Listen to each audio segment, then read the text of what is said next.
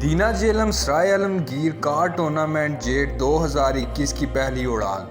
उस्ताद चौधरी मोइन नवाज गुमन के शागिर्द उस्ताद चौधरी फयाज गुजर ऑफ जेलम की अच्छी परफॉर्मेंस और जेलम वनडे टूर्नामेंट में 96 घंटे 52 मिनट के साथ दूसरी पोजीशन हासिल की।